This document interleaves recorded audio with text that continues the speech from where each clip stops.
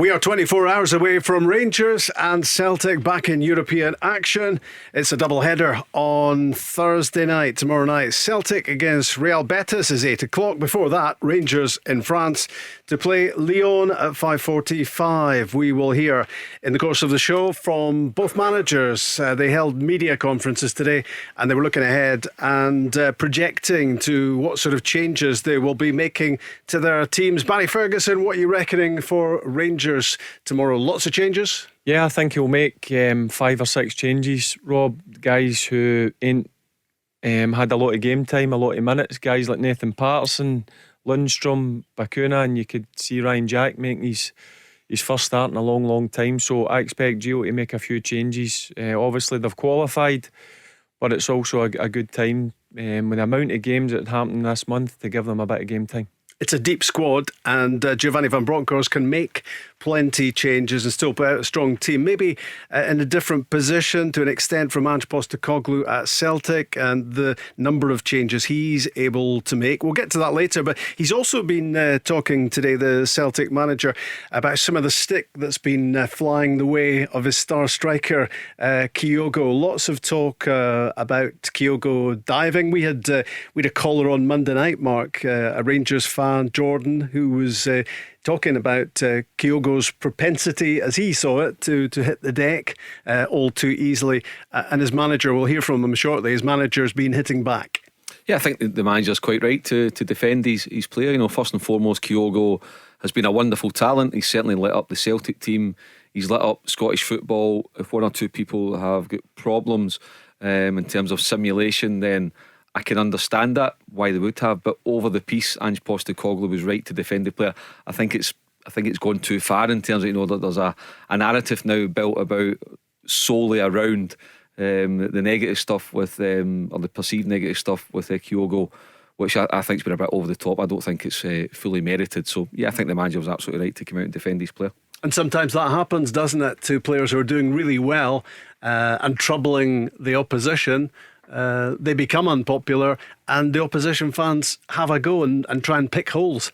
Yeah, but that happens quite often, Rob, if I'm being honest with you. I totally get Postecoglou. You've got to stick up for your players, no doubt about it. Look, there is a number of people have got gripes the way he goes down too easily at times, but overall what he's brought to the Scottish game, he's brought real quality in goals. So I totally understand where the Celtic manager's coming from, backing his player.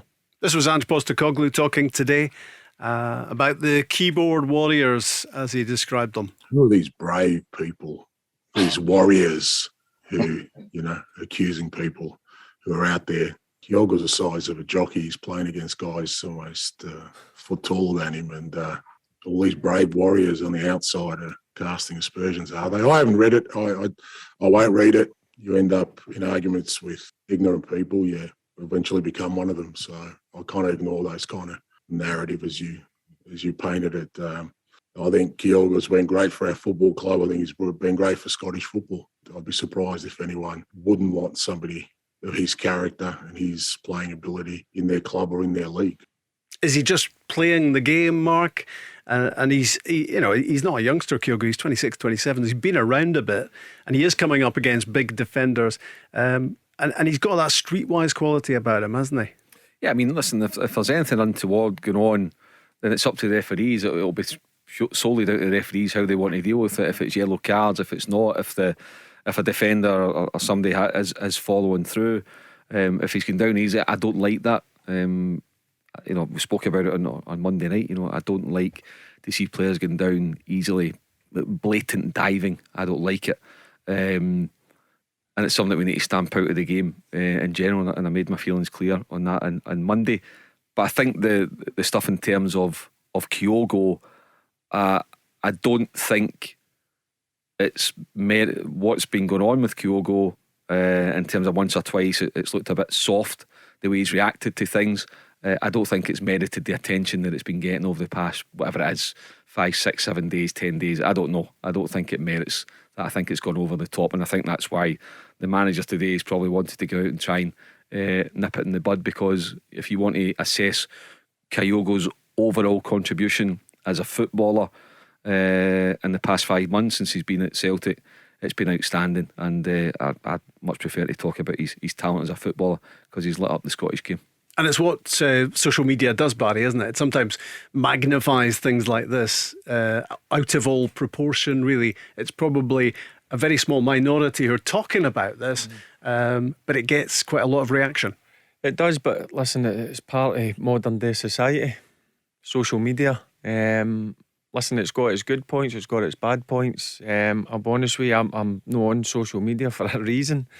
But listen, I tend to look at the same as Mark. When good players come to this country, you tend to look at what they do in terms of what they bring to the game here. And certainly what Kyogo's brought is a lot of quality and goals, and you've got to admire the guy as a player. Yep, does he get on people's nerves when he dives at times? Yeah, he does, but that's part and parcel of the game at times. A couple of things we spoke about. Three of us were together Monday. A couple of things have changed they changed from Monday to Tuesday, to be perfectly honest with you. One was the Callum Butcher situation, which we'll talk about in a second, because at the time it was a yellow card.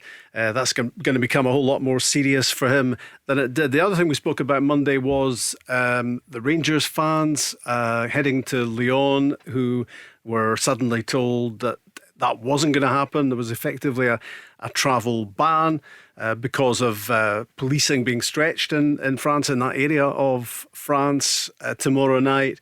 And then the big turnaround yesterday, and suddenly, oh, by the way, you're okay to come now, despite the fact loads of fans had scrapped their travel and all the rest of it. And Giovanni van Bronckhorst was sympathising with them today. It's very important for us that we have our fans behind us every game. I can imagine it is not easy for the fans to be left in the dark the last couple of days, because you want to know what's happening. So one day they can travel, one day they have to stay, and the same day later on the day they can travel. So it's not easy, but I hugely respect their presence in the stadium. So hopefully the fans who wanted to go to Lyon still can go to Lyon and give us the support we need and also appreciate. We had a Rangers fan, Scott, on the show last night, Barry, and he was caught in the middle of it all. He was saying that his travel plans had been scrapped, but he was so keen to go that when it was back on again, he was rearranging and not got all his money back for the initial travel plan. He was setting up another way of getting to Lyon. Yeah, it's been a joke, Rob. 1 minute they're not allowed to go, next minute they can go. People are cancelling, losing money. And I feel for the fans, because it's hard earned cash these people have worked hard for, to go and support their team.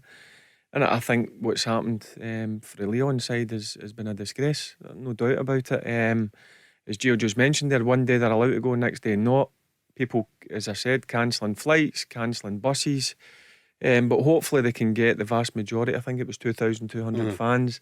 I very much doubt it if they all will get there, but I'm sure the people who can afford it will try and get there and support their team. But I feel for the fans, no doubt about it. Claiming compensation, Mark, is one thing. Getting it is something completely different. And of course, for that, somebody has to accept responsibility. Yeah, it's a tough one on the Rangers supporters. Pretty much just echo what Barry said. You know, there's got to be a clear and concise message, particularly in the times that we live in just now, Rob, with all the uncertainty. There was a clear and concise message up until, was it Sunday night, Monday morning, then it changed, and it changed back again yesterday. And the Rangers fans that are out of pocket, I can't see them getting their compensation without putting pressure on Rangers as a football club. It'd need to be at kind of senior level, the football club, to go and get involved with their counterparts at Lyon to see if they can work something, because you're talking about maybe a few hundred people, 1,000 people that might be out of pocket that are looking for compensation.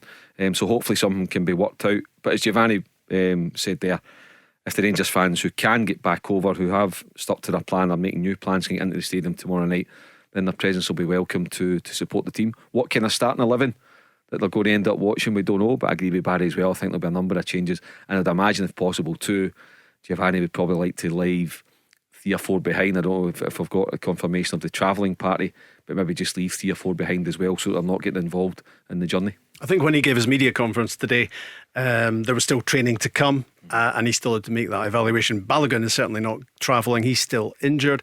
But as for the rest of the travelling party, I guess we will see that and hear that in time.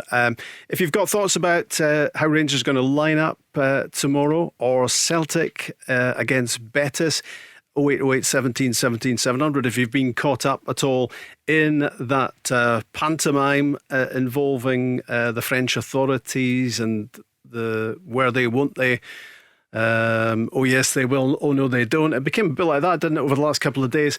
And Rangers fans are back on now to travel, but they're out of pocket, lots of them. As Barry says, 2,200 the initial number of fans travelling for that game. Also, Ange Postecoglou, we've heard him already in the show talking about Kyogo defending his striker against accusations of diving. What do you reckon to that story?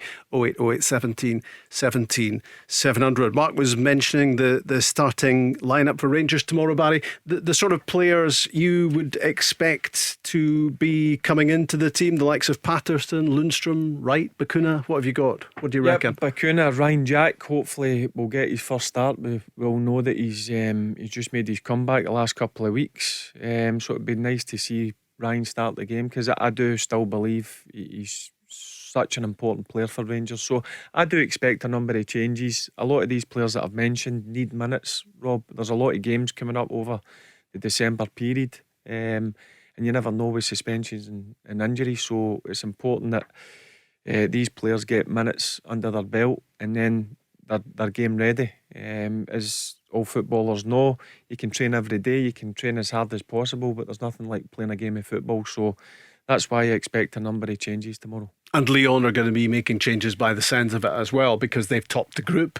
Yep. And they will do what Rangers are doing tomorrow, Yep, which maybe evens things up a bit. Yep. I actually watched them on Sunday against Bordeaux. It was 2 each. It was a good game. They were pretty open. Lyon, they looked as if you could get at them, but it looks that they're going to do similar to Rangers and make a number of changes and utilise their squad. So it'll be interesting to see what happens, but definitely in Rangers' case there will be a number of changes, because these players need minutes. Would you worry at all about getting a beating in France tomorrow night, or would you be pretty confident that the changes wouldn't weaken Rangers that much? No, the players that I've mentioned I think are real quality players. Nathan Patterson, everybody knows what I think of him. Ryan Jack, I mean, for me, the last 2 or 3 years he's been one of Rangers' best players, most important players. Bacuna, he's new in. Lundstrom, he was starting to find his feet. So you're talking about good quality players. Kemar Roof might get 90 minutes under his belt. He's been injured, obviously, come back off international duty. So the players that I mentioned are quality players. So I don't think it'll affect Rangers as a team. And we'll hear from Giovanni van Bronckhorst on that subject in the course of the next couple of hours as well. And I think he very much goes along your line as well. The important thing at the moment is getting minutes into players who badly need it. What about Celtic, Mark, tomorrow? How many changes do you think Celtic can make?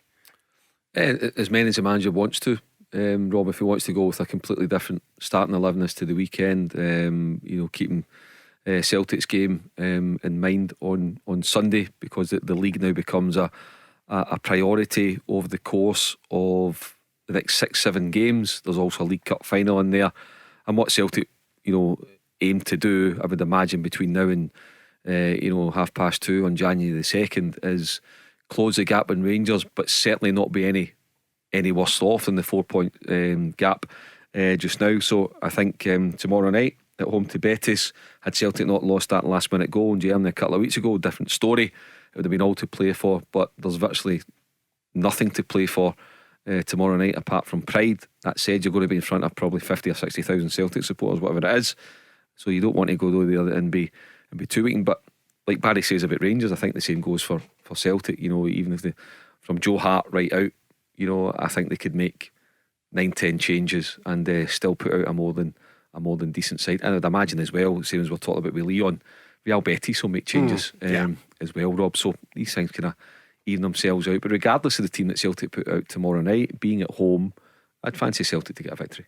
Mikey Johnson, you would imagine, will get another start, having opened up the game at Tannadice on Sunday, because the news on Jota, confirmed by Ange Postecoglou today, is that he will not play in the League Cup final. I'm very confident he won't be, mate. No, he won't be right for the cup final. A few weeks means a few weeks. So how long that stretches out for, we'll wait and see, but he definitely won't be right for the cup final. Obviously, we're waiting for the final diagnosis, but when he came in, as I said, it was going to be a few weeks. So it was going to be 3 to 4 weeks recovery, depending on how he's going. It only happened a week ago. So if you look at timelines, it gets pretty tight for between now and the break. So we'll just have to see how he recovers from it.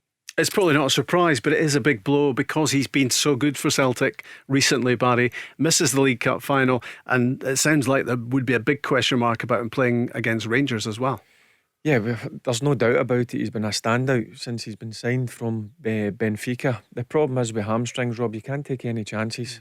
It's one of the injuries, and he's a dynamic player. He's very quick over the ground. So with the pace that he's got, they need to be 100% sure that he's okay to go. Now, it sounds to me, with Postecoglou saying there, they're not going to take any chances, and why risk it? I know it's important. There's a lot of important games. I've got the cup final. You want your best players available, but you've got to think longer term. You need them for the rest of the season. So I can see why they're reluctant to bring him back quickly. You do think about what Celtic did against Dundee United on Sunday without him.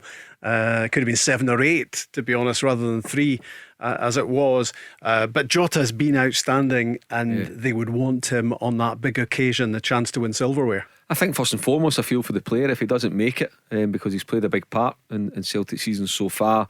He's been a pleasure to watch. He's a winger who A, creates chances for his teammates, and B, scores important goals. And for me, and I said it a couple of weeks ago, Rob, I think he's been every bit as influential, every bit as important as Kyogo to the Celtic team the past number of weeks. He's really caught my eye. I think Callum McGregor's been Celtic's number one player, possibly the number one player in the country this season. But Diogo that's a mix of a Jota and Diogo. Jota for me, I'd say Jota edges Kyogo for me in terms of contribution over the course of the season. So first and foremost I feel for the player, and then for Celtic it's obviously a blow to lose a talent like that for a cup final against a Hibs team that have not been in great form in the league. You know, they're playing tonight at Livingston, but maybe something about them in the cup. They managed to beat Rangers at Hampden a few weeks ago in the semi-final, so they'll certainly be tough opposition for Ange Postecoglou's team. Jack Ross, his team will go to Hampden Park on the 19th of December, and they will absolutely fancy their chances, and rightly so. Mark Guidi, Barry Ferguson, Rob McLean, the Go Radio Football Show, talking football till 7. The Go Radio Football Show with the Taxi Centre. Save on your new taxi with exclusive discounts across Skoda, Toyota, Ford, Seat and more. Let's go! It is the Go Radio Football Show with the Taxi Centre on a Wednesday night with Barry Ferguson, Mark Guidi, Rob McLean, and we are 24 hours away from Celtic against Betis. That's part 2 of the doubleheader tomorrow evening. Earlier on, 5:45 for Rangers in France against Lyon. There's Premiership football, of course, tonight. We'll talk about that sooner or later as well. Livingston against Hibs. The home team could do with getting something out of that, but you could certainly say that for the League Cup finalists as well, whose Premiership form is pretty dire, to be honest, having got off to such a great start to the season. And we're already starting to look ahead as well towards the weekend, with Celtic and Rangers both making a lot of changes, you would imagine, for their teams tomorrow evening. A lot of that, of course, is about being strong for Sunday. Rangers with a big game at Tynecastle against Hearts, and Celtic are at home to Motherwell. They just keep winning at the moment, the top 2, and there are signs they're beginning to pull away from the rest. Let's talk to Regan. Hi, Regan. All right, Rob, how are you? Yeah, very well. Yourself? I'm doing well. Good man. I just wanted to make 2 points about Kyogo. And it's that I don't like this narrative going around that Kyogo's a driver, because I think he's a great talent in Scottish football. I think it could take someone away from Scottish football if they see this narrative going about all the time. And I also want to say it's not good for Kyogo that there's this narrative going about, because it can't be good for him as a person to see all this media attention. Because obviously he's enjoying being in front of the Celtic supporters, but this Yeah. is not good for him. Yeah, I mean, I guess what he will be smart enough to appreciate, Mark, probably is that this is a tiny minority that is under the magnifying glass at the moment, those who are accusing him of being a diver. I have to be honest, Rob. I don't think Kyogo will be bothering his shirt about anything. Exactly, I really 100%. don't think he'll be bothering. I know what Regan's trying to say, but I don't think he'll be bothering. Regan will be focusing on his football. I don't think he'll pay much attention to the media. To be perfectly honest, Yeah. he'll be focused day to day on doing his job. And if there's anything that he needs to know, then the manager or somebody in the Celtic media department, whatever it's going to be, will make him aware of anything. But in terms of bits and bobs that's going about he goes down too easily or simulation or this or that, I don't think that kind of chat will be on his radar. I'm able to ask you another question, Mark. Yes, Regan, aye. Do you think it'll play on the referee's mind that this is the narrative that's going around, and maybe if Kyogo goes through and goal, do you think he'll maybe take the benefit from the opposing player because of this narrative going around? Or Well, you'd like to think that every referee and official, Regan, goes into a game without any preemptive thoughts or anything like that. So, listen, if there's something that needs to be punished, whether it's Kyogo or any other player, then you hope that the referee deals with it fairly and deals with it as he sees it. But get in there with preconceived agendas about certain players, well, you'd like to think that wouldn't be the case. You've got to treat every incident as you see it in the moment, there and then. And he's a player, Barry, who's handled the physical side of Scottish football really well. I mean, he, as his manager pointed out right towards the top of the show, he's not the tallest. He's coming up against defenders who are much bigger than him, but he can handle it. He strikes me if he enjoys it. He enjoys the physical side of it. In terms of the diving, I don't think he'll bother one single bit, if I'm being honest with you. So I think he enjoys the physical side of the game over here. It looks to me if he's really happy, he's enjoying the football. And in terms of referees, I don't think it shouldn't matter to a referee. No. You shouldn't go into a game thinking, "Oh, am I going to watch for Jota?" Jota. I'm as bad as Mark here, man. Kyogo diving. They shouldn't be going into a game thinking like that. So in terms of Kyogo, you've got to embrace how well he's done. Yeah. He has. He's been a shining light for the game here. yeah, he's been great. I always say, even our strikers at my club, Alaba, watch him, watch his movement. And the thing I like about him is when he loses that ball, chases back 30-40 yards to help his team out.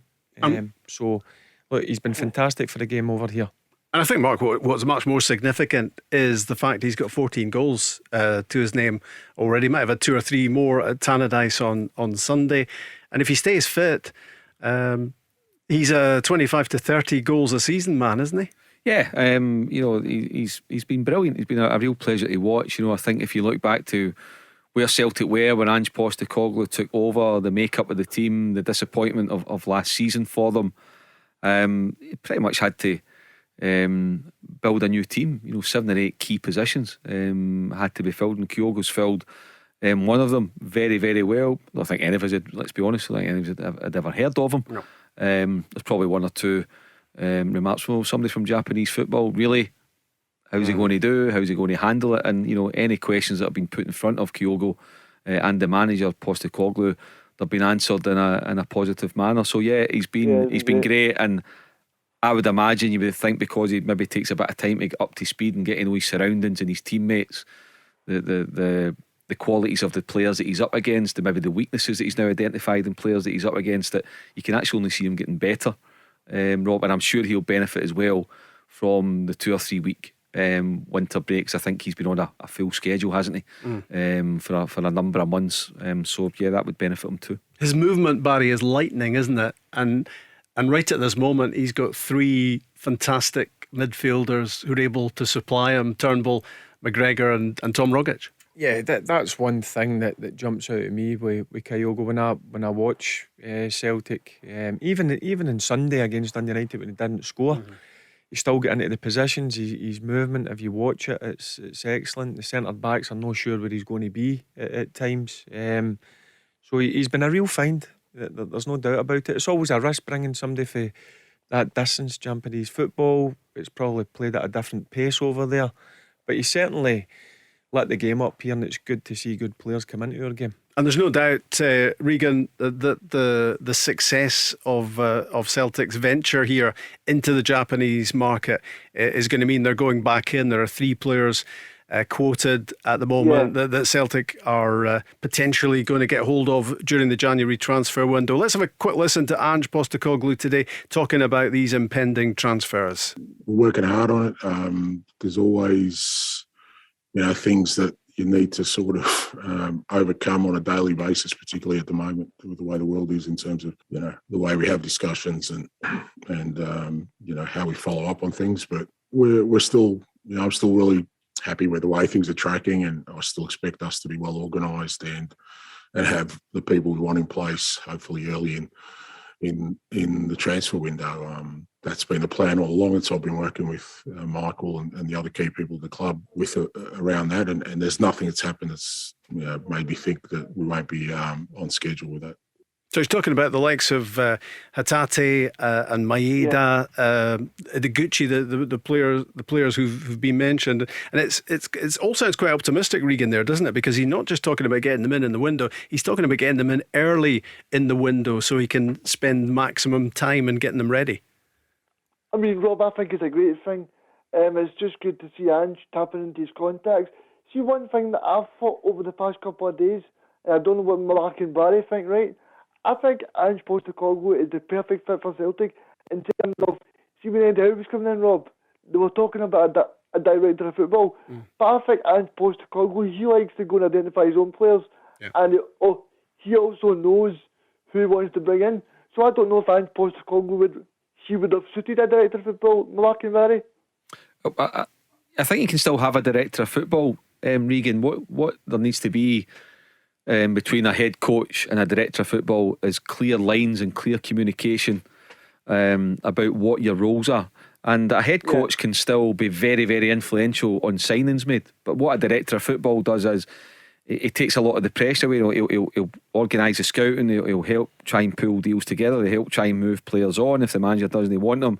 But a director of football's role is not just about getting players in and the manager doesn't have any say. So I'm sure even if there was a director of football there, if Ange Postecoglou's identified 2 or 3 players from Japan and says, look, they are a priority, if they're within the budget, within the structure, please go and try and get them, then that would happen. But certainly there's no a head or a proper official head of recruitment, somebody that's been made officially in a permanent role. I know there's an acting one there just now who's been with the club for a while. But when you think about the recruitment this summer compared to last season, the recruitment's been really, really good.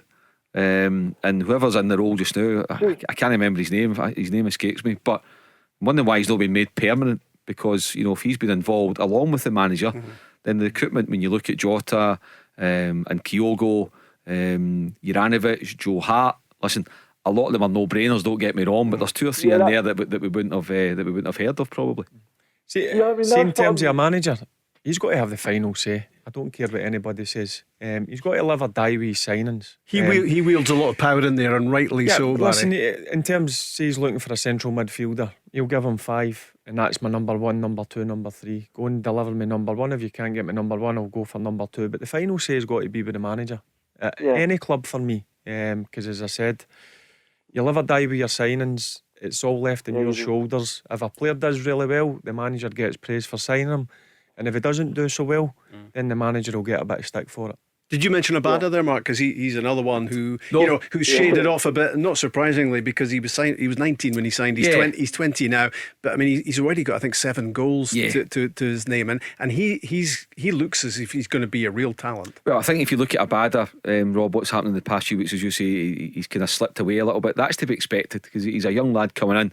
But what Abada did do again at the start of the season was, when Celtic were frail, he gave the team a bit of confidence. He scored goals, he had assists, so he gave everybody kind of hope that something positive was on the horizon. I think he was a player, looking at the background of it, that was probably on Celtic's radar pre-Ange, because if you look at the agent involved and the deal, the agents had a number of dealings with Celtic over a number of years, so he's probably one that on the list that Ange has inherited that's been pushed through anyway. And at £3 million or whatever he is, 19, 20 years old, then he is a good signing. He'll go on to be a better signing, and he's a kind of signing that will turn Celtic a profit 2 or 3 years down the line if they want to move him on. You've got to remember he is only 19.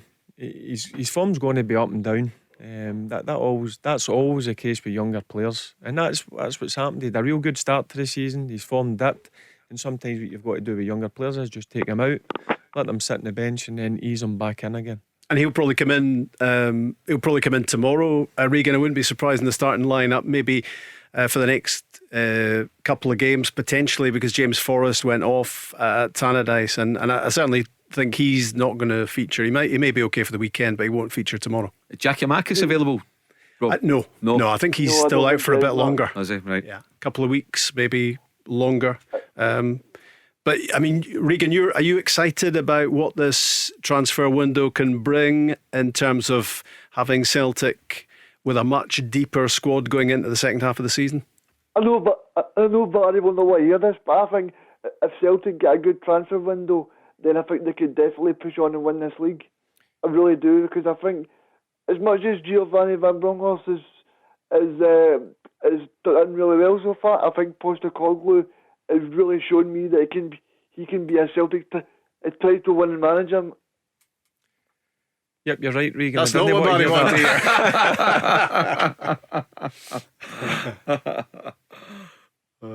You got anything to say, no?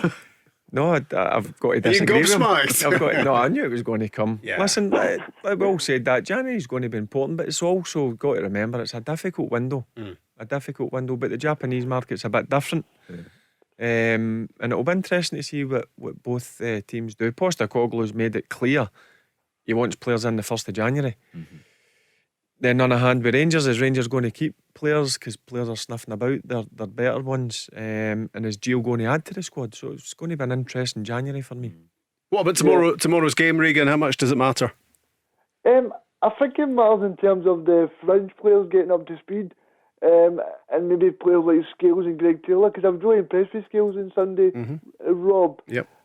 But something I just wanted to ask Barry just before I leave. Barry, see, in terms of these dead rubber type games, are they difficult to really get up for, or is it a different mentality?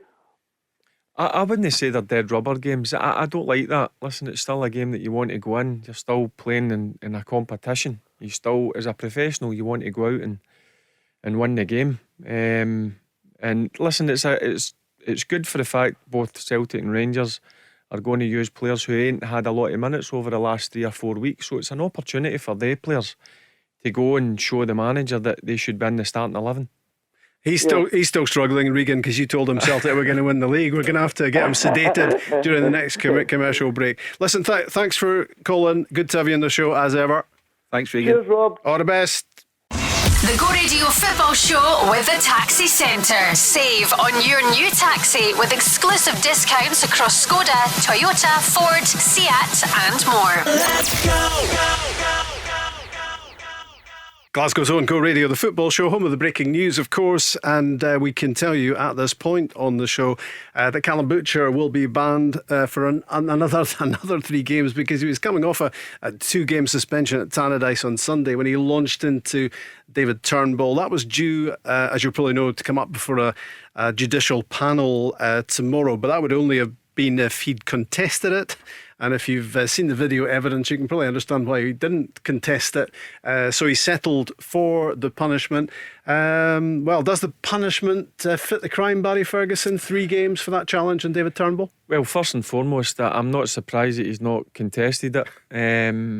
As I said on Monday, it was a horrible challenge, Rob. And he's took his punishment. 3 games, is it enough? Listen, that's up for debate. But I think he's done the right thing, and he shouldered his responsibility, saying it was a bad tackle, so he needs to suffer by not playing. As you said, he's just come off a 2-game suspension, so he's going to be missing another 3 games for Dundee United, and he's an important player for Dundee United, no doubt about it. But I go back to the challenge. I was watching the game live, and it was a horrible challenge. So to get the 3 games, he has to take it on the chin.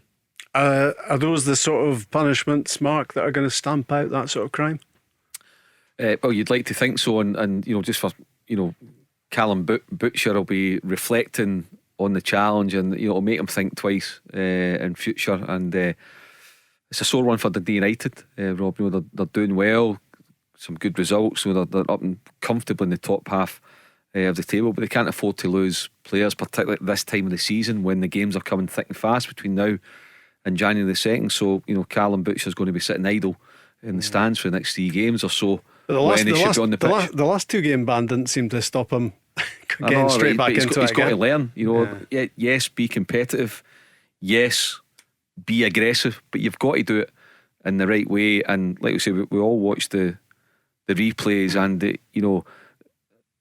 thing that I'm pleased about for Callum Butcher and for David Turnbull is it wasn't a serious one, because for Turnbull could have been out, bearing in mind the injury that he had before with Motherwell, and then Callum Butcher being suspended, and I'm sure he would have been upset had he really caused a serious injury to David Turnbull. So yeah, be aggressive. I like aggression in the game, it's part and parcel of it, but you've got to channel it in the right way, and this is a real lesson for Callum Butcher, just to be very careful. He'll not be the same.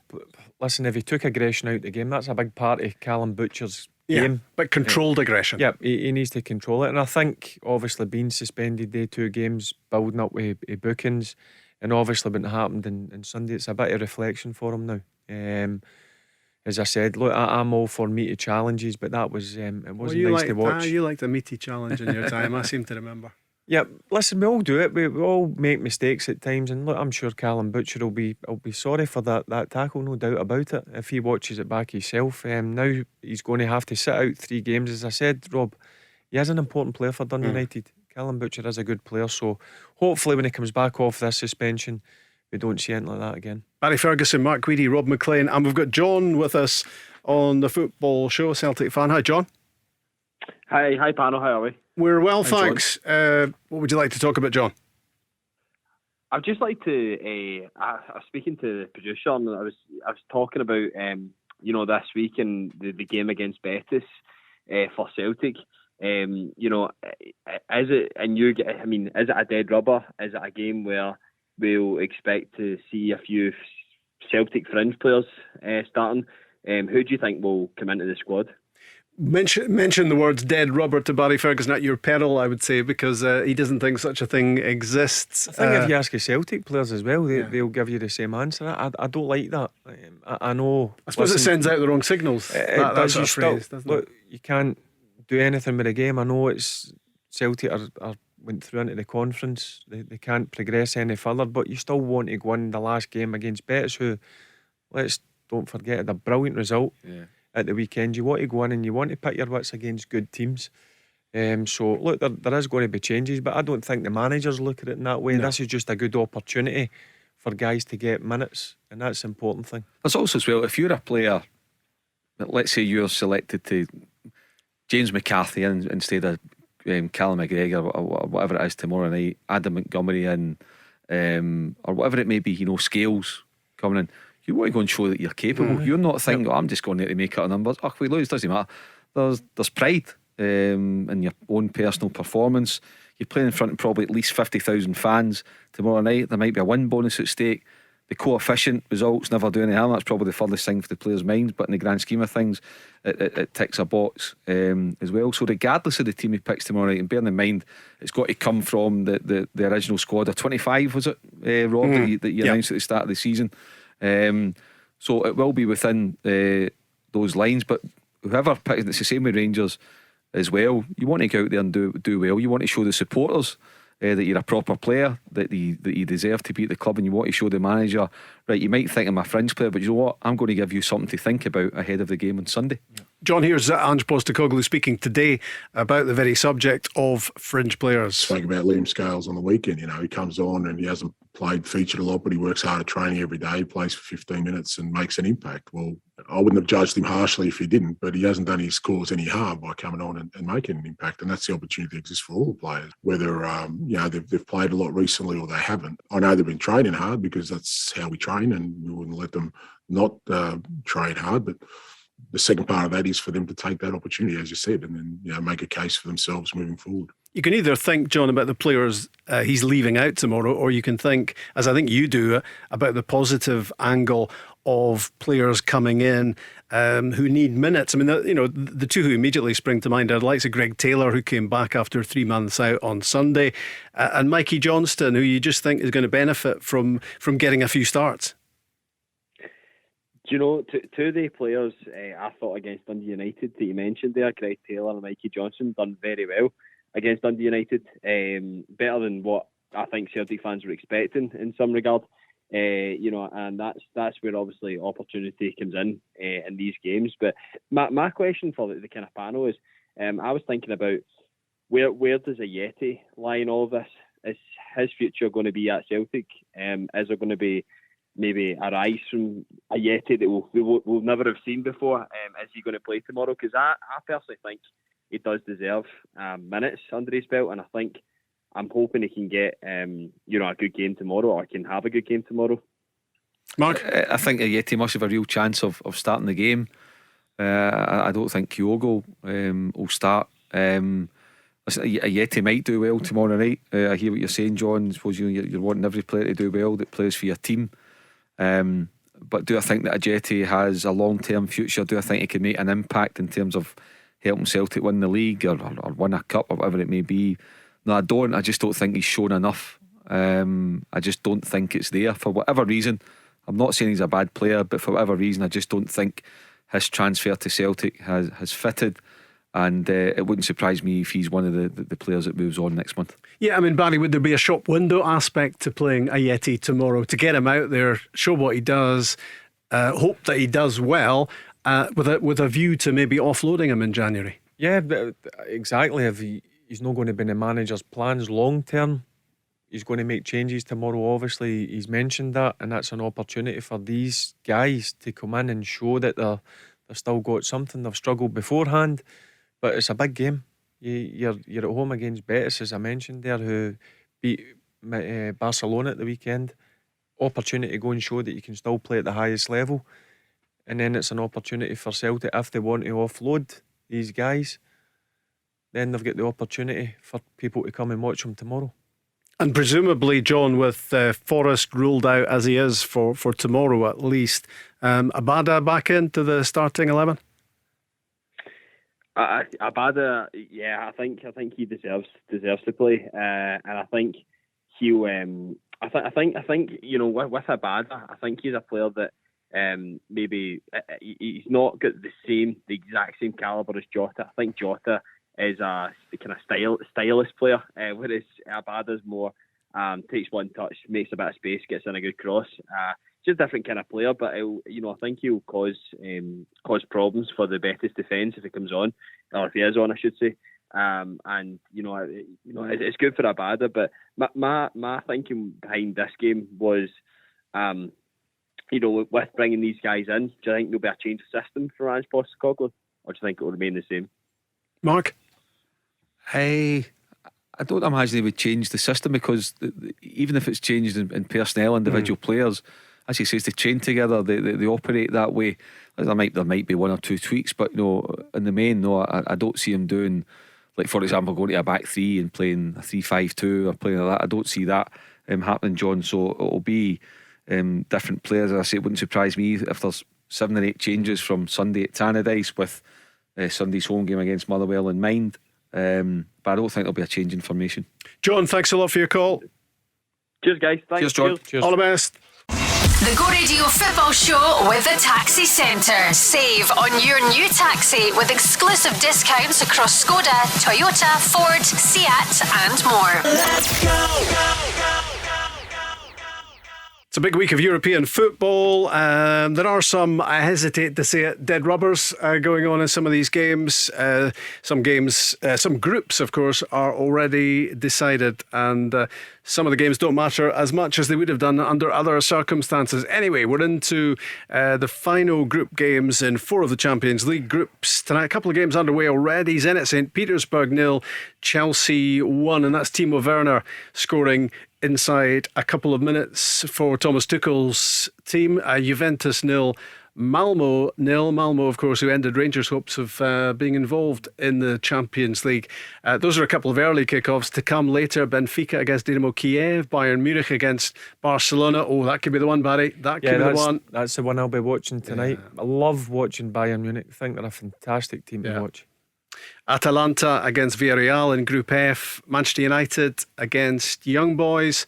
And in Group G, Salzburg against Sevilla and Wolfsburg against Lille. And I think at this stage, we should probably, having mentioned that Man United game, wish happy birthday to Scott McTominay. I know he's a regular listener. I know he's with us most nights listening on the show. 25 today, Mark, and a big player for Scotland. And at the moment, continuing to be a big player for Man United.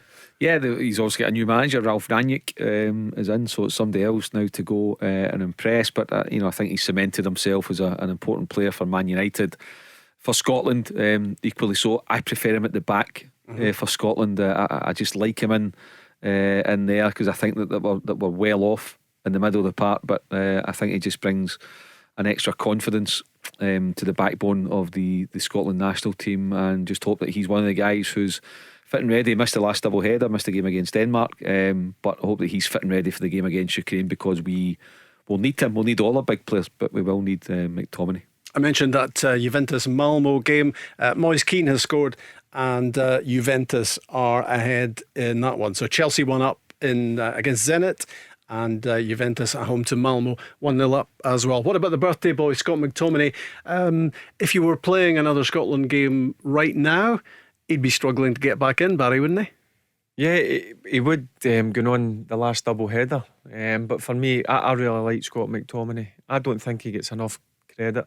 When I watch Man United, you see the pundits sometimes saying that I don't know if he's good enough. He's good enough for Manchester United. I think he's got everything. I agree with Martin in terms of Scotland. I like him playing in the back three on the right hand side, where he can come out with the ball and use his passing ability. But also equally, I really like him in the central midfield. But in terms of Scotland, the central midfield with Callum McGregor, Charlie Gilmer and John McGinn, I also like they three. So it's a real strong area of the pitch for us. But Scott McTominay, I think he's a real high quality player. I've always thought that. I think as the years have went on, he's got better and better. And you don't play week in, week out with Man United if you're not a top player. And he's always in the team, even all the big games. Similar to Darren Fletcher, I don't think, if you remember back in Darren Fletcher when it was big Champions League games, or if you were playing against Chelsea, Arsenal, Tottenham, Man City, Darren Fletcher was always in the starting 11, and that's similar to Scott McTominay. I just think the learning curve for Scott McTominay must be incredible. I mean, he was in the Man United team at a young age. He's come through various managers. He's gone on that roller coaster with Ole Gunnar Solskjaer, where we didn't really know from one week to the other whether he was going to get sacked or get a contract extension. He must have learned an awful lot and toughened up, you would imagine, an awful lot, Mark, as well. Yeah, when you look at those kind of players that Man United have got, Fred, Matic is in there. Pogba, I think Pogba plays kind of more advanced, but I think McTominay's the first pick. If you're talking about that holding midfielder in front of your two centre halves, or your back three that Man United are playing, I think McTominay's first pick at the moment, and the challenge for him now is to remain first pick under Ralph Rangnick, and whoever else comes in after Ralph Rangnick off the German stays on. But no, it's been good. And McTominay, you're telling me there, Rob, he's 25 today.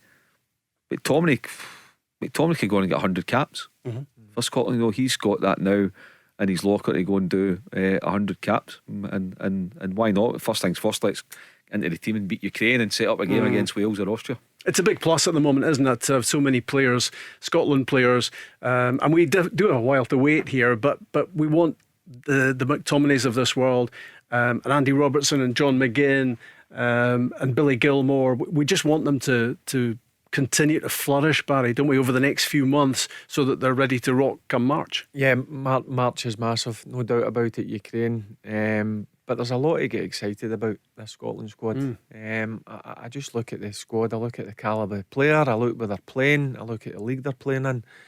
We've got a right good squad, and the great thing about this Scotland squad is it can go on now for the next 4 to 6 years. It can build and get better and better. And that's the way I see it, Rob. And the players that you've just mentioned there, they're high quality players playing at the highest level in football. So let's enjoy it. Let's get behind them, because I think we've got a brilliant opportunity. Ukraine at home in March. I wish it was this month, if I'm being honest with you. I think if you ask the players, because obviously in the high with the last double header.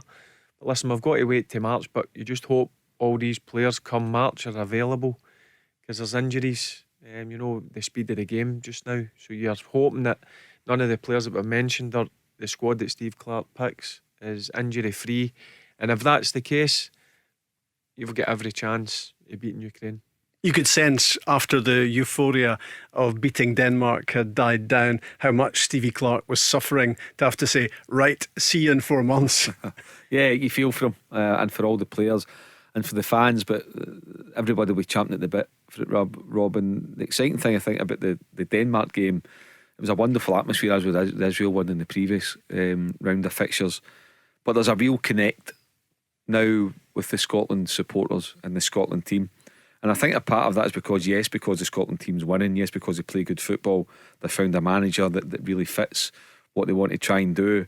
But I think as well, all those players that we mentioned, if we want to call them our Scottish superstars, you know, from McTominays and Robertsons and McGinns and Gilmores and McGregors and Adams and Craig, you know, I think we've got some real Tierney's, aye, God, I forgot about Kieran Tony. Aye, so, but do you know what I think? The thing for me is they're all down to earth boys. That you can see that they like playing for their country, they enjoy each other's company, they enjoy trying to put on a performance for the Scotland fans. They're not up themselves in any shape or form. They're a real down to earth group. That's a reflection on the manager, reflection on his backroom staff, and that's why we've got to connect. And I think genuinely, I know it's trotted out and sometimes I don't really believe it, but in this instance, on March, was it 24th, 25th, whenever the game is at home to Ukraine, I genuinely believe that the Tartan Army can be a 12th man, Rob. If Scotland score first, Scotland will go through. I firmly believe that. And I know that's a kind of obvious thing to say, but I do. If Scotland can get that first goal, Scotland won't lose the game, and the Tartan Army will have a massive role to play in that in the opening sort of 15 minutes of the game. We all go on about the atmosphere at Hampden, and we all agree sometimes it's not great, but that atmosphere, albeit I wasn't there, but I know quite. You were there, weren't you? Yeah. A number of people that was there. I was there as well. Yeah, it was fun. It's amazing. People and says it was electric, yeah. But watching it on the TV, sometimes you think, the crowd are all right, but you could actually feel it watching it on the TV. It was electric. It was coming through. Yeah, but that was the start. That was the down to the players for me.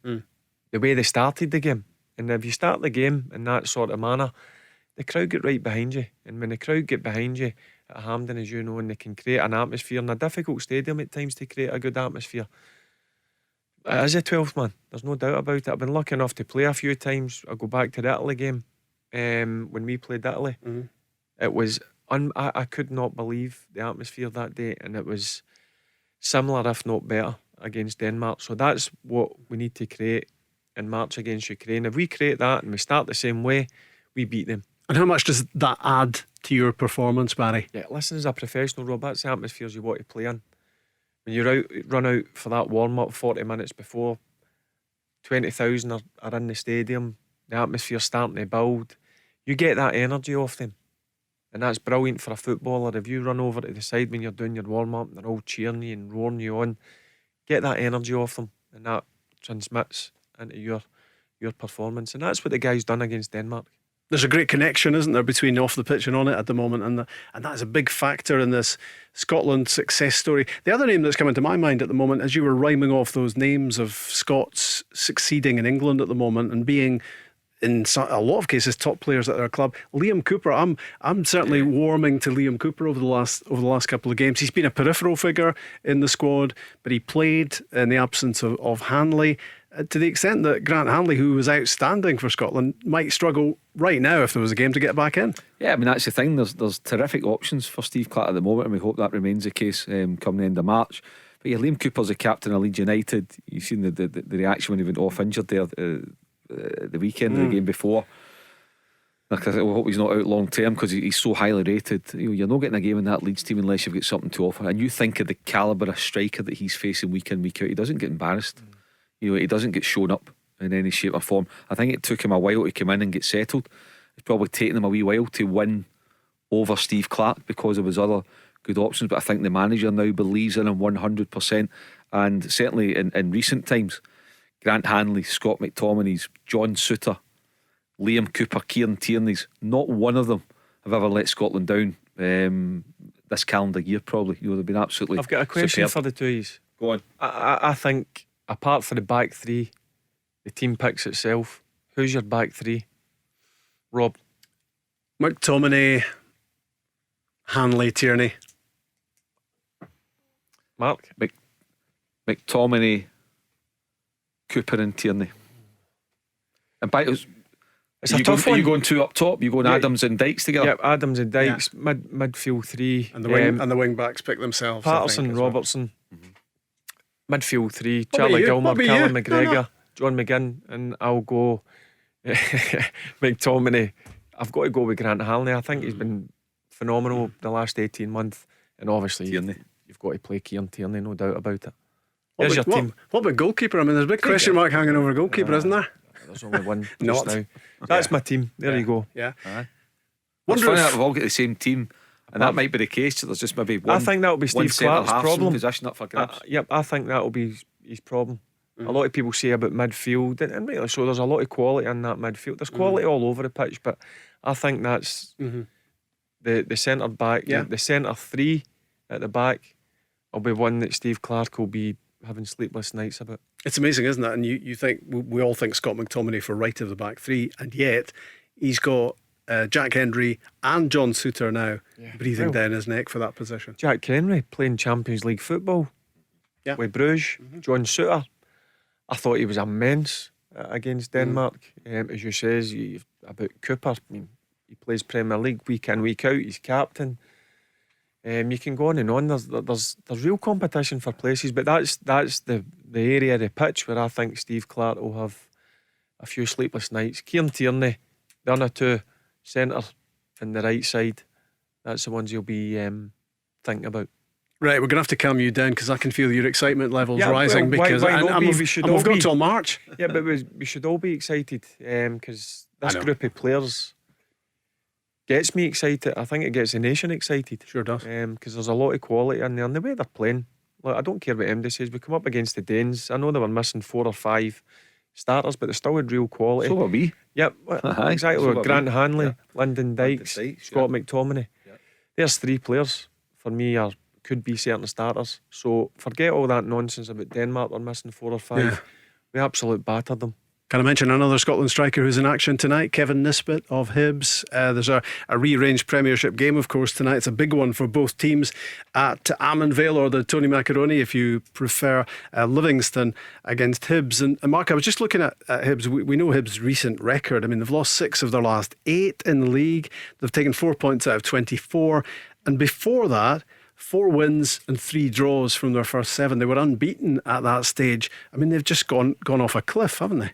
I've been really surprised. I didn't expect that from Hibs. The running results in the league, and obviously winning the League Cup semi-finals helped them. They've got into a national final, the first one available. But yeah, they need to start winning games. Jack Ross knows that because they still have some very good players. Jack Ross is a very good manager, good staff around him as well. So I really have been surprised. I've just got into a rut and I've just not been able to shake it off. Their chance to build was when after they beat Rangers in the semi-final. Then they went up to Dingwall 3 days later and lost to Ross County. They beat 10-man St Johnstone, a couple of late goals, but they showed resilience and patience just to hang in there. But yeah, when you look at the calibre of player in the squad, then it's hard to imagine that they've been on such a run. But tonight's a chance to go and kickstart it, particularly as we've said for every team. Such a busy schedule of fixtures, and Hibs have got a cup final in there a fortnight on Sunday. That surprises me. 4 points out of 24. How do you explain that, Barry? I mean, again, I look at the Hibs squad. I'm going to mention names: Boyle, Nisbet, New in the middle of the pitch. I think he's a fantastic football player. And I can go on and on. There's real good quality. Deutsch is back in the team these days. Doy got left back. Yeah, I can go on and on. There's real good quality I don't know. I'm just when you mentioned that there, I was taken I aback a wee think bit. Scott Allen, Jamie Murphy. Yeah, Yeah, and three Scotland internationals at the back: McGinn, Porteous, and Hanlon. Yeah. yeah. there They was- should be doing better. There's no. We're going about Aberdeen. We've been speaking about Aberdeen. No doing as well as they should be. You look at the Hib squad; they should be up there, round about that third position with Hearts for some odd reason. I mean, I go back to the semi-final against Rangers. I thought they were outstanding. They deserved it. They were a better team on the day, but their league form must be a worry for Jack Ross, certainly with the quality he's got. And in terms of Kevin Nisbet, I think over the last couple of weeks since that semi-final, the young man's starting to get a bit of form back, which is good to see, because people tend to forget this is only his second year in Premier League football. We had a fantastic season last year. Look, previous he was Championship at Dunfermline. Previous to that, he was League One with Wraith Rovers. So you've got to buy him a bit of time. He's went through a difficult period as well, a few personal problems. So it's good to see him getting back to some sort of form, because I do think there's a lot of quality in Kevin Nisbet. Livingston second bottom, but sometimes that's the last place you want to go if you want to try and turn a bad run around.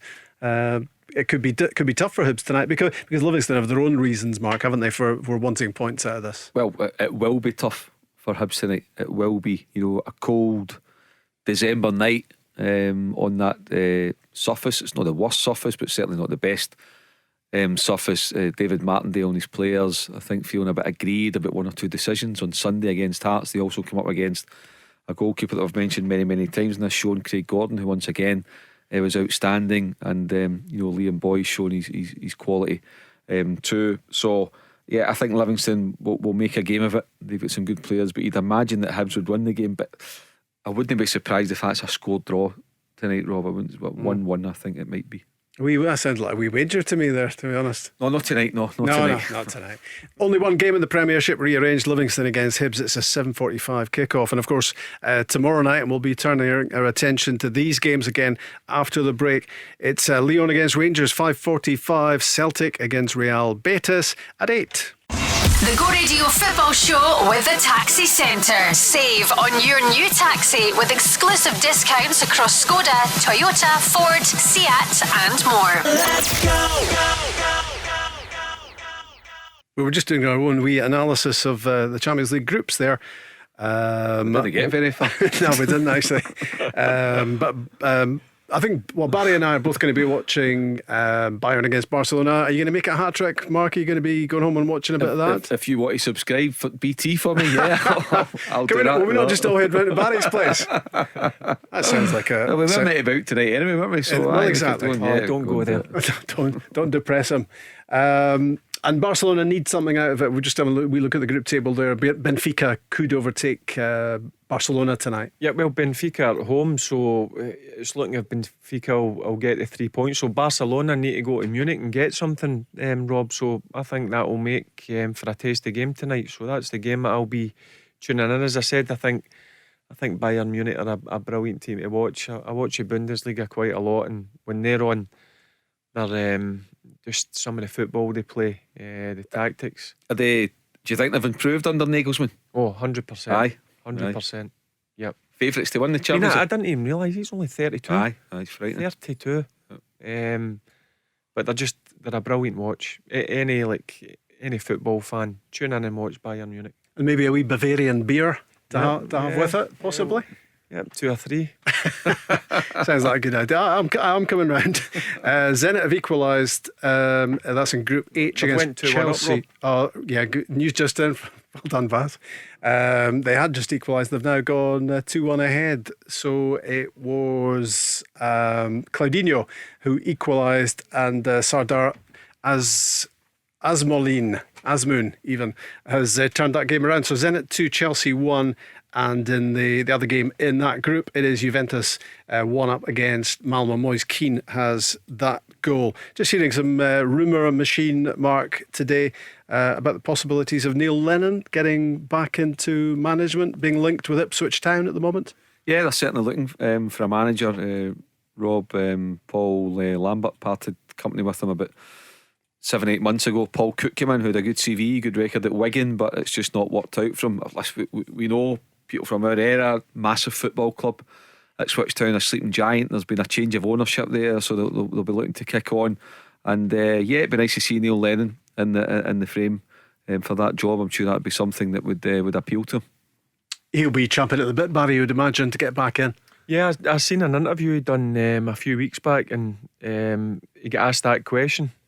Was he wanting to get back into management? And he was clear that, yep, he was desperate. So I seen it today, obviously. Ipswich parted company with the manager done a day. Ipswich, just echo what Mark said, they are a sleeping giant.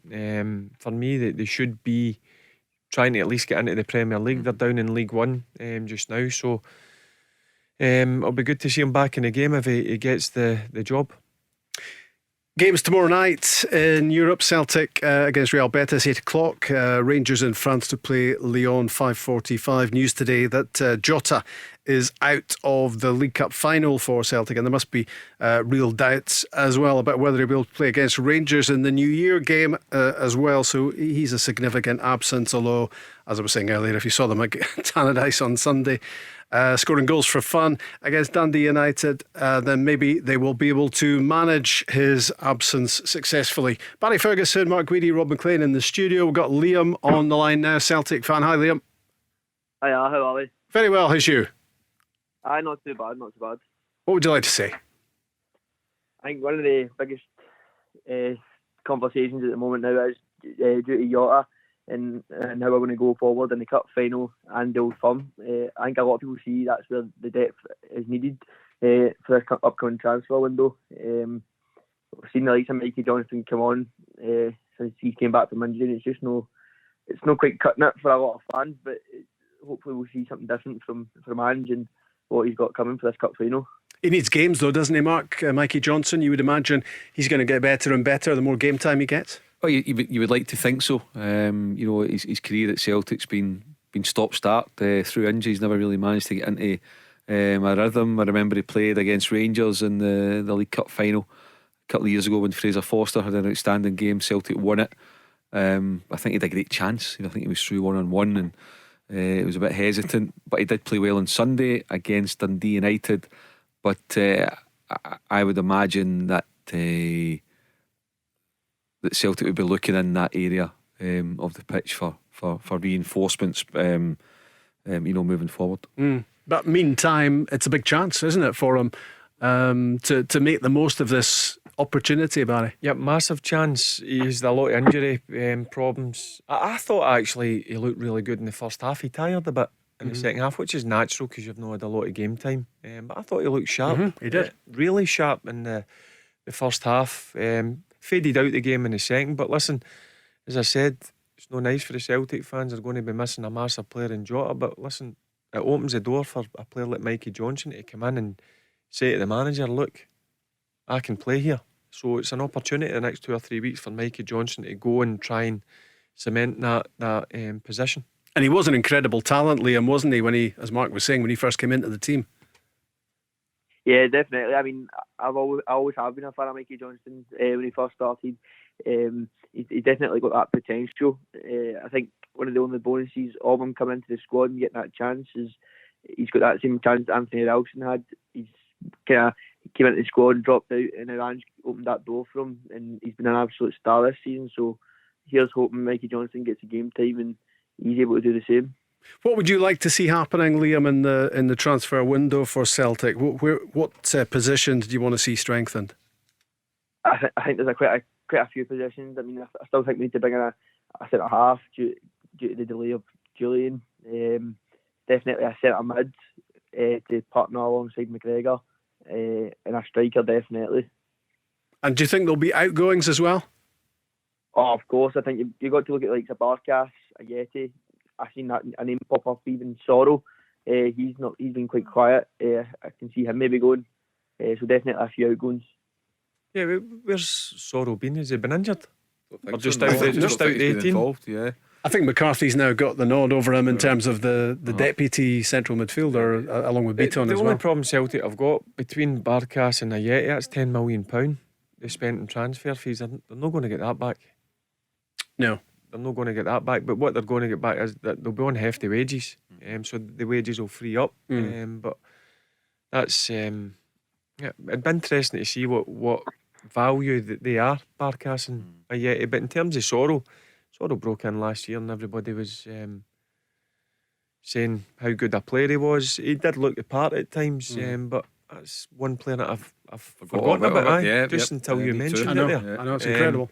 Let's hear Ange, Liam talking today about outgoing players. Those discussions will happen between now and then, and if players feel like their futures are better served away from here, then we'll sit down with them and find a solution. But my focus right now is what's in front of us. We've got some big games coming up. In the background, we're working on the players we want to bring in, working on, if players want to go, we're working on that as well. But in terms of having individual discussions or trying to pursue that avenue, it's not a priority for me right now. Yeah, he wants to talk, doesn't he, about the players who are actually doing the business for him at the moment. But behind the scenes, Liam, they're going to be looking at these guys that we've spoken about there, who are not doing anything. They're not contributing at the moment. But where they are contributing, of course, is on the wage bill, and they'll be pretty keen to get them off it. The likes of Ayeti, maybe it's just time to say enough's enough. It hasn't happened. Move on. Yeah, definitely. I mean, Ayeti came into the squad at the start. He scored a few goals, looked promising. We all I think a few Celtic fans knew about Barkas when he was playing for Athens, and these are players that have come in to be starting 11 players, so they are going to be on hefty wages, and to maybe get rid of that. And yeah, it's unfortunate it hasn't worked out for them, but it's a new era for Celtic, and I think under Ange, he knows what he's wanting, and he'll go for that. And yeah, we'll see what happens. There's been a lot of talk about, obviously, Jota. That's been non-stop, hasn't it, for the last few weeks, about whether Celtic can turn this loan into a permanent. There's also talk on that subject surrounding Cameron Carter-Vickers, isn't there, Mark? And the figure we've heard when that's been brought up recently is 10 million, that Tottenham might be looking for 10 million for him. I mean, he's a player Celtic would want to keep, I think, but there's presumably a price beyond which they won't go. Yeah, I mean, I think under exceptional circumstances, Celtic would look at maybe going to that figure. When you look at Edward, £9 million or so. So there's been once or twice I've got close to that. For me, is Carter Vickers a 10 million? I'm not saying he's not a £10 million player, but is he a £10 million player for Celtic, which is really, really going above and beyond? I don't think he is. I can't see Celtic now, unless there's a deal to be struck with Spurs that can allow a kind of Edward type deal where there's a big sell on if they can go and get him. But I'd be very, very surprised if Celtic pay £10 million for him. He's good, but I don't think Celtic would see that as being like proper value for money. Not at this moment in time.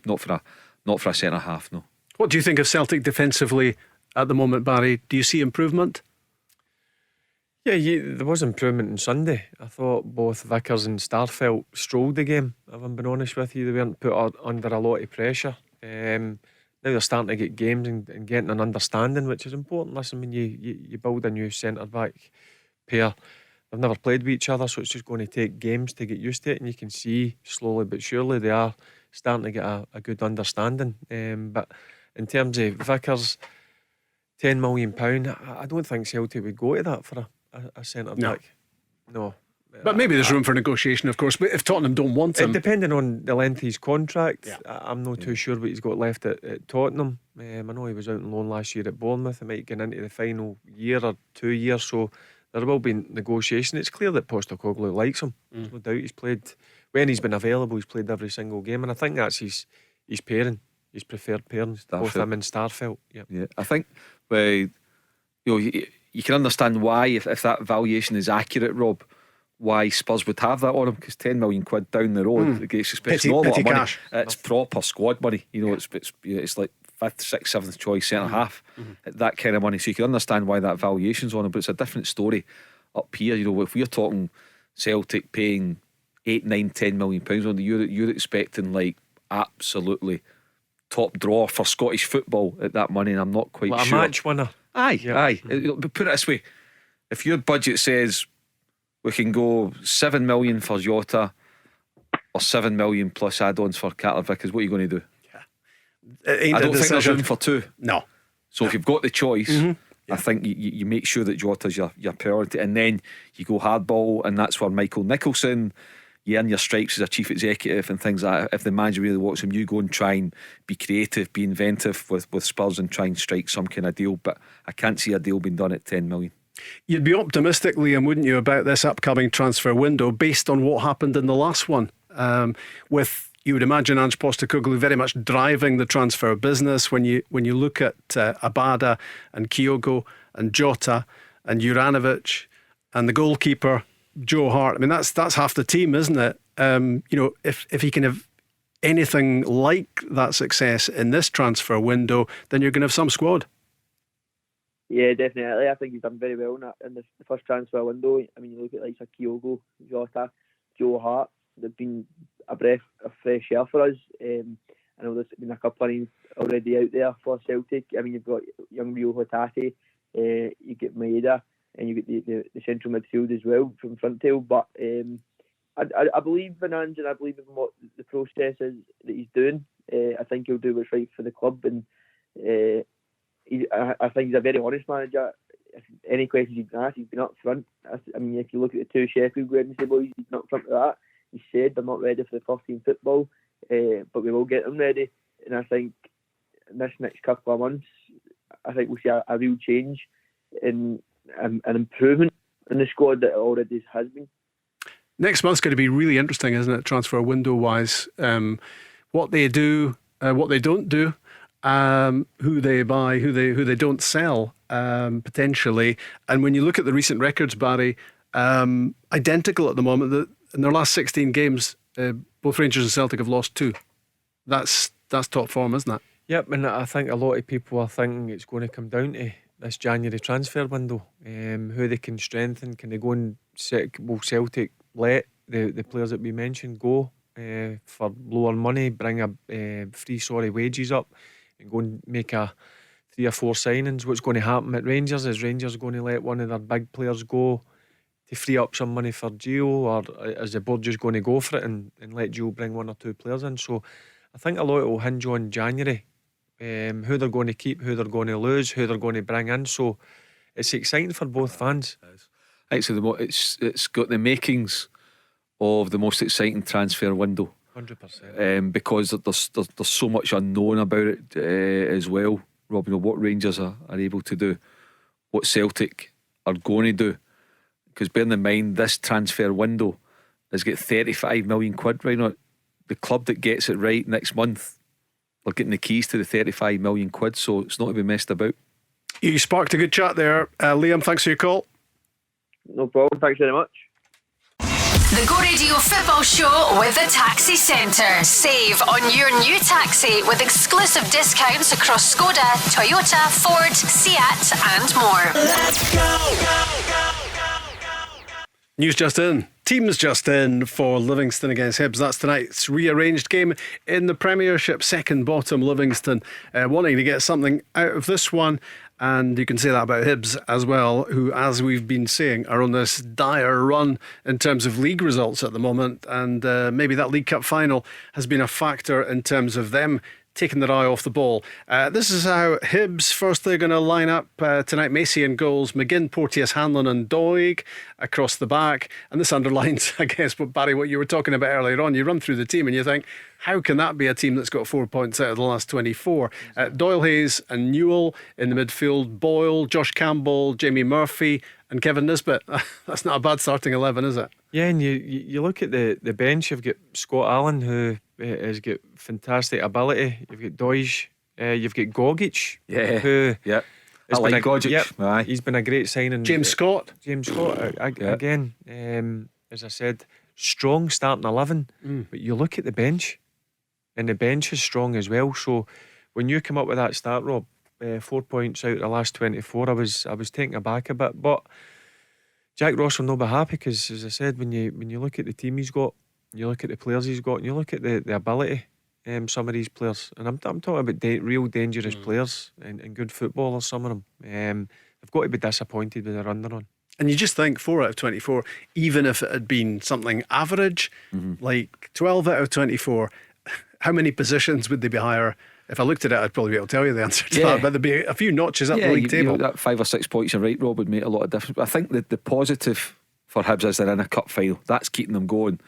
that'll be keeping a bit of faith there. But if you don't win that, or you don't pick up after the winter break, then obviously serious questions will be asked. But I think Hibs will get out of it. They're too good, and I think Jack Ross is too good to let this go and let it go on any longer. But I'm delighted that Jamie Murphy, I think when you watch Jamie Murphy, you can see why he's had the career that he's had. I think he was very unlucky, it just didn't happen for him at Rangers. I really thought it would, but he's a quality player, such a clever footballer, and again he's another one who's maybe just no found a rhythm for he's had injuries during his career, but I think he's a highly talented footballer. Here's the Livingston team tonight. Stryach in goals, Devlin, Fitzwater, Parks and Penrith, Holt and Omiyonga, McMillan, Sibbald, Forrest and Shinnie. Barry, your thoughts?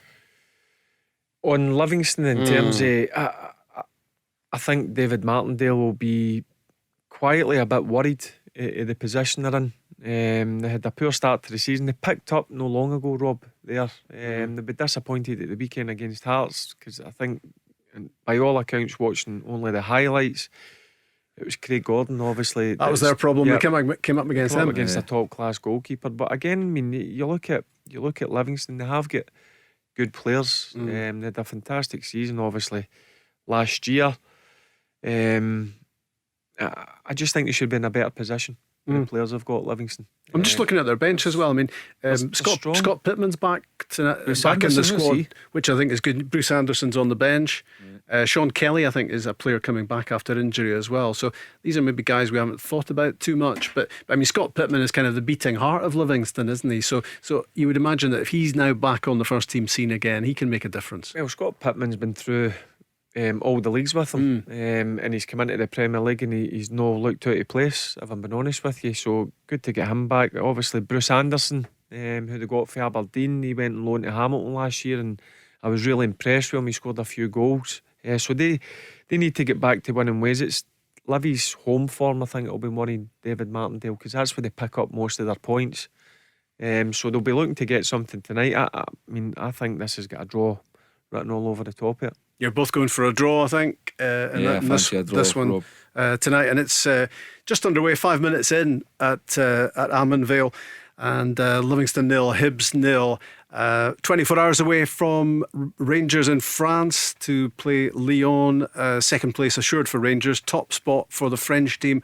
Celtic against Real Betis at 8 o'clock. And Celtic, of course, know their fate already as well. They're heading for the conference knockout phase after the turn of the year. Giovanni Van Bronckhorst and Ange Postecoglou both been doing their media stuff today, and the Rangers manager talking about players adapting to what he's asking them to do after the departure of Steven Gerrard. Well, I think it's going really well. I think it's also to do with the willingness of the players, because it's not easy to to come in as a coach and you have a lot of games without a lot of time for preparations. So we had to do a lot in our team meetings and also the sessions we had on the pitch. We were really open to playing a bit different than they used to be. But so far the development has been really just keep pushing them into preparing for games, the willingness to win games no matter what. And I think that's the mentality we have to have as a club.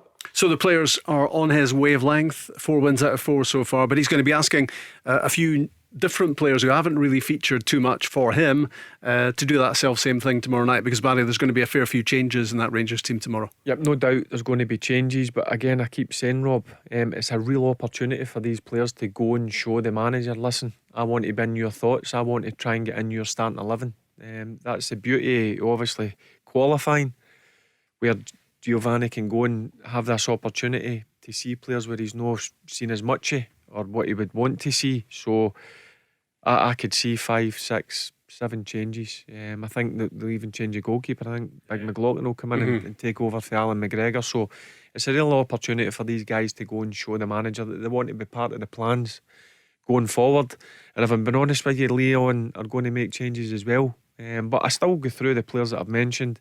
There still isn't enough quality there for Rangers to go and get something out of the game. Stevie Clark won't be complaining if Nathan Patterson gets a 90 minutes and Ryan Jack maybe as well, Mark. Yeah, it'd be great to see Ryan Jack involved. I agree with Barry. I think Ryan Jack will start the game. Perfect for him to go into that environment with a real stiff test for him, and I think he'll be ready for it. He'll be looking forward to that challenge for Nathan Patterson as well. A chance to get in and go and get 90 minutes under his belt, show the manager what he can do. And as I've said before, it's a real challenge now for Nathan Patterson to go and show Giovanni Van Bronckhorst that he's worthy of being it. He couldn't convince Steven Gerrard to leave out James Tavernier when it came to the crunch.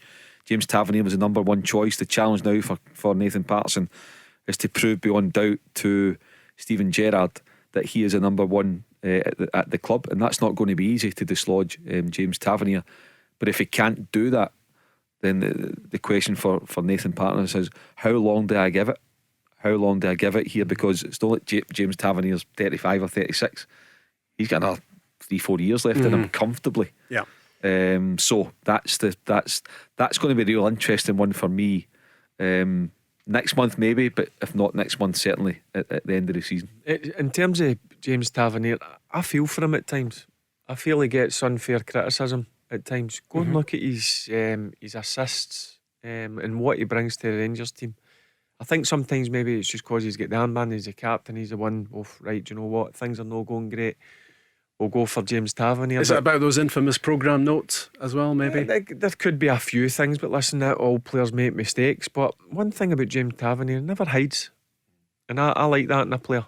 He always stands at the front. Even when Rangers were going through a shaky period just before Giovanni came in, he was still out there playing and giving it everything. And he's still assisting in goals.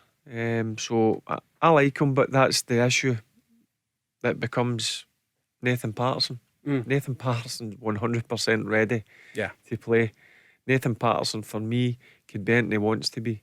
He can go on and play 500-600 games for Rangers. He could go down to the Premier League in 2 or 3 years and play or do similar to what Andy Robertson and Kieran Tierney have done. So that's the problem. But now it's an opportunity for Nathan Patterson to go and try and push to get in the team. But there's going to have to be a decision because you've got 2 real quality right backs there. You just get the feeling all he needs is the opportunity. Look what happened with Scotland. The minute he got a glimmer of a place in that Scotland team, Stevie Clarke can't leave him out. Yeah, he grabbed it with both hands, no doubt about it. And all the praise he got was bang on the button for me because I thought he was fantastic. And I still think, Rob, there's more to come for Nathan Patterson. Brilliant going forward. Defensively, I think he's improving every time I see him, and I just enjoy watching him. He's a real good watch. He's up and down that right side brilliantly. His delivery, as we all seen in the Scotland games and we've seen for Rangers, is on the point most of the time. So it'll be interesting to see the coming month what happens between Tavernier and Patterson. But no doubt in my mind tomorrow Nathan Patterson will play, and I'm sure he'll show everybody what he's all about. Here's Ange Postecoglou on resting players for tomorrow's game against Betis. In the middle of a really busy period, and we continue. We've got still, I think, 8 games between now and the break, and it makes sense for us tomorrow night to give some people a bit of rest who've been playing a fair bit of football, and also to give some others some game time because we're definitely going to need them. We saw on the weekend we had guys like Greg Taylor come back into the team and Mikey Johnson come back in, and it's really important that whenever we need to make changes that somehow we get players some game time, and I think tomorrow night's a great opportunity to do that. Yeah, putting the accent on the positive as you'd expect him to do.